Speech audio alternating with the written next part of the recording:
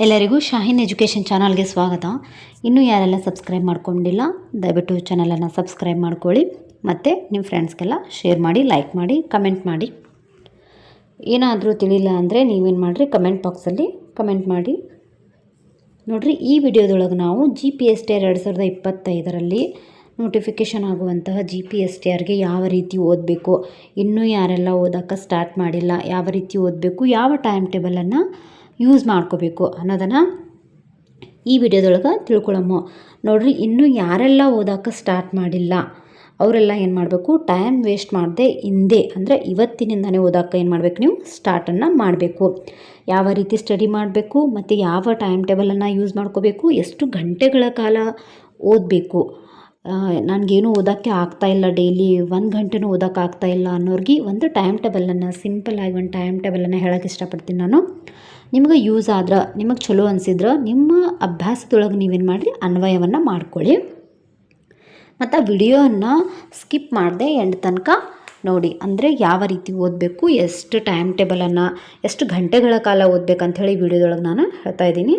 ನೋಡಿರಿ, ಈಗ TET ಆದವರು GPSTRಗೆ ಸ್ಟಡಿ ಮಾಡ್ತಾ ಇದ್ದೀರಾ, ಅವ್ರು ಏನು ಮಾಡಬೇಕು, ನೋಟಿಫಿಕೇಷನ್ ಆಗಲಿ ಆಮೇಲೆ ಓದ್ತೀನಿ, ಆವಾಗ ಸ್ಟಡಿ ಸ್ಟಾರ್ಟ್ ಮಾಡ್ತೀನಿ ಅನ್ನೋರೆಲ್ಲ ಇವತ್ತಿಂದ ನಿಮ್ಮ ಮೈಂಡ್ಸೆಟ್ಟನ್ನು ನೀವೇನು ಮಾಡಿರಿ, ಚೇಂಜ್ ಮಾಡ್ಕೊಳ್ಳಿ. ಯಾಕಂದ್ರೆ ಇವತ್ತಿನಿಂದನೇ ಓದೋಕ್ಕೆ ಸ್ಟಾರ್ಟ್ ಮಾಡಿರಿ, 1 ನಿಮಿಷನೂ ವೇಸ್ಟ್ ಮಾಡಬೇಡ್ರಿ. ಮನೆಯಲ್ಲಿರುವ ಎಲ್ಲ ಕೆಲಸಗಳನ್ನು ಮಾಡಿನೂ ಕೂಡ ನೀವು ನಿಮ್ಮ ಟೈಮನ್ನು ತೆಗೆದು ಸೇವ್ ಮಾಡಿ ಏನು ಮಾಡಿರಿ, ಅಟ್ಲೀಸ್ಟ್ ಎಷ್ಟು ಗಂಟೆಗಳ ಕಾಲ ಓದಬೇಕಂತೇಳಿ ವಿಡಿಯೋದೊಳಗೆ ನೆಕ್ಸ್ಟ್ ತೋರಿಸ್ತೀನಿ ನಾನು. ನೋಡಿರಿ, ಟೈಮ್ ವೇಸ್ಟ್ ಮಾಡ್ದೆ ನೀವೇನು ಮಾಡಬೇಕು, ಇವತ್ತಿನಿಂದ ಓದೋಕ್ಕೆ ಸ್ಟಾರ್ಟ್ ಮಾಡಿರಿ. ಬರ್ರಿ, ಟೈಮ್ ವೇಸ್ಟ್ ಮಾಡಿದಾಗ ಏನು ಮಾಡಬೇಕು, ನಾವು ವಿಡಿಯೋನ ನೋಡೋಣ, ಎಷ್ಟು ಗಂಟೆಗಳ ಕಾಲ ಓದಬೇಕು ಅನ್ನೋದನ್ನು ನೋಡ್ಕೊಳ್ಳೋಣ. ನೋಡಿರಿ, ಡೈಲಿ ಏನು ಮಾಡಬೇಕು ನೀವು, ಕನಿಷ್ಠ ಪಕ್ಷ ನಿಮ್ಮ ಕೈಲಿ ಏನೂ ಓದೋಕ್ಕೆ ಆಗ್ತಾ ಇಲ್ಲ ಅನ್ನೋರು 24 ಗಂಟೆಗಳಲ್ಲಿ ಜಸ್ಟ್ ನೀವೇನು ಮಾಡಿರಿ, 6 ಗಂಟೆಗಳ ಕಾಲ ಓದೋಕ್ಕೆ ಏನು ಮಾಡಬೇಕು, ಪ್ರಯತ್ನ ಮಾಡಬೇಕು.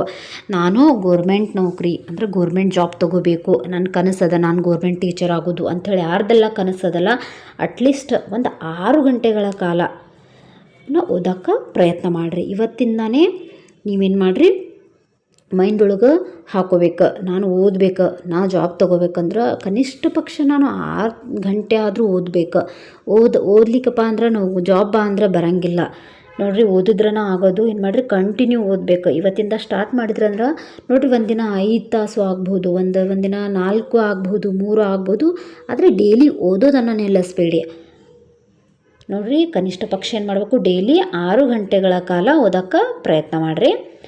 ನೋಡಿರಿ, ಅದರೊಳಗೆ ಏನು ಮಾಡಬೇಕು, ನೀವು 3 ಗಂಟೆಗಳ ಕಾಲ ಸಮಾಜ ವಿಜ್ಞಾನಕ್ಕೆ ಸಂಬಂಧಪಟ್ಟಿರುವ ಪುಸ್ತಕಗಳನ್ನು ಓದಬೇಕು. ಅಂದರೆ ನಮ್ಮ ವಿಷಯವಾದ ಸಮಾಜ ವಿಜ್ಞಾನಕ್ಕೆ 150 ಅಂಕಕ್ಕೆ ಪರೀಕ್ಷೆ ಇರುವುದರಿಂದ ಏನು ಮಾಡಬೇಕು, ನಾವು ಅದರೊಳಗೆ ಮತ್ತೆ ವಿವರಣಾತ್ಮಕ ಉತ್ತರಗಳಿಗೆ ಉತ್ತರಿಸೋದಿರ್ತದೆ. ಅದಕ್ಕೆ ಏನು ಮಾಡಬೇಕು, ನಾವು 3 ಗಂಟೆಗಳ ಕಾಲ ಅವಕಾಶ ಅದಕ್ಕೆ ಕೊಡಬೇಕು. ಗೋರ್ಮೆಂಟ್ ಪುಸ್ತಕಗಳನ್ನು ಓದ್ಕೋಬೇಕು. ನೆಕ್ಸ್ಟ್ ಮತ್ತು ಅದಕ್ಕೆ ಸಂಬಂಧಪಟ್ಟಿರುವಂತಹ ಲೇಖಕರ ಪುಸ್ತಕಗಳನ್ನು ಇದ್ದರೂ ನಿಮ್ಮ ಕಡೆ ಓದ್ಕೋರಿ, ಟೈಮ್ ಇದ್ರೆ. ಫಸ್ಟ್ ಏನು ಮಾಡಿರಿ, ಫಸ್ಟ್ ಗೋರ್ಮೆಂಟ್ ಬುಕ್ಸ ಓದೋದು ಫಸ್ಟ್, ಅದೇ ಎಲ್ಲದಕ್ಕೂ. ಅದು ಆದಮೇಲೆ ಏನು ಮಾಡಬೇಕು, ಓದಿದ್ದನ್ನು ವಿವರಣಾತ್ಮಕದೊಳಗೆ ತೆಗಿಬೇಕು. ಅಂದರೆ ವಿವರಣಾತ್ಮಕ ಪರೀಕ್ಷೆಗೂ ಯೂಸ್ ಆಗುತ್ತೆ ನಿಮಗೆ. ನೆಕ್ಸ್ಟ್ ಅದೇ ರೀತಿ ವಿಜ್ಞಾನ ಮತ್ತು ಗಣಿತಕ್ಕೂ ಸಂಬಂಧಪಟ್ಟಿರುವ ಅಭ್ಯರ್ಥಿಗಳು ಕೂಡ ಇದೇ ರೀತಿ ಮಾಡಿರಿ. ನಿಮ್ಗೆ ಇಷ್ಟ ಆದರೆ ಮತ್ತು ಗಣಿತ ವಿಜ್ಞಾನ ಅವ್ರು ಇರ್ತಿರಲ್ಲ, ಅವರು ಕೂಡ ನಿಮ್ಮ ಗಣಿತ ವಿಷಯವಾದ್ರೆ ಗಣಿತಕ್ಕೆ 3 ತಾಸು ಕೊಡ್ರಿ, ವಿಜ್ಞಾನ ಆದರೆ ವಿಜ್ಞಾನಕ್ಕೆ 3 ತಾಸು ಕೊಡ್ರಿ. ಈ ರೀತಿ ಅನ್ವಯನ ಮಾಡ್ಕೊಳ್ಳಿ. ನೋಡಿರಿ, ಇನ್ನು ಉಳಿದಿರುವಂತಹ 3 ಗಂಟೆಗಳ ಕಾಲ ಏನು ಮಾಡಬೇಕು ಅಂದರೆ, ನಮ್ಮ ಇನ್ನೂ ಉಳಿದ ಸಬ್ಜೆಕ್ಟ್ಗಳು ಇರ್ತಾವಲ್ಲ, Kannada, English, psychology, GK, mental ability, computer, ಈ ಎಲ್ಲ ವಿಷಯಕ್ಕೆ ಏನು ಮಾಡಬೇಕು, 3 ಗಂಟೆಗಳ ಕಾಲ. ನಿಮ್ಮ ಕಡೆ ಟೈಮ್ ಇತ್ತಪ್ಪ ಅಂದರೆ ಇದಕ್ಕಿಂತ ಹೆಚ್ಚು ಕೂಡ ಕೊಡಬಹುದು. ನಿಮಗೆ ಓದೋಕ್ಕೆ ಆಗ್ತಾಯಿದೆ, ನಮಗೆ 3 ಗಂಟೆ ಬೇಡ, ನಾವು 4-5 ಗಂಟೆ ಓದ್ತೀವಿ ಅಂದರೆ ಅದನ್ನು ಕೂಡ ಓದ್ಬೋದು. ಎಷ್ಟು ಓದ್ತಿರಲ್ಲ ಅಷ್ಟು ಒಳ್ಳೆಯದು. ನೋಡಿರಿ, ಇದು ಜಸ್ಟ್ ಒಂದು ಟೈಮ್ ಟೇಬಲ್ ಆಗ್ಯದ. ಇದು ಯಾರಿಗೆಲ್ಲ ಓದೋಕ್ಕೆ ಆಗ್ತಾಯಿಲ್ಲ ಅನ್ನೋರಿಗೆ ಇದು ಒಂದು ಸಿಂಪಲ್ ಟೈಮ್ ಟೇಬಲ್. ಇಷ್ಟ ಆದರೆ ನಿಮ್ಮ ಓದಿನಲ್ಲೇ ಅನ್ವಯ ಮಾಡ್ಕೊಳ್ಬೋದು, ಇಲ್ಲ ಅಂದರೆ ನಿಮ್ಮ ಸ್ವಂತ ಟೈಮ್ ಟೇಬಲನ್ನು ಕೂಡ ನೀವು ಹಾಕೋಬಹುದು.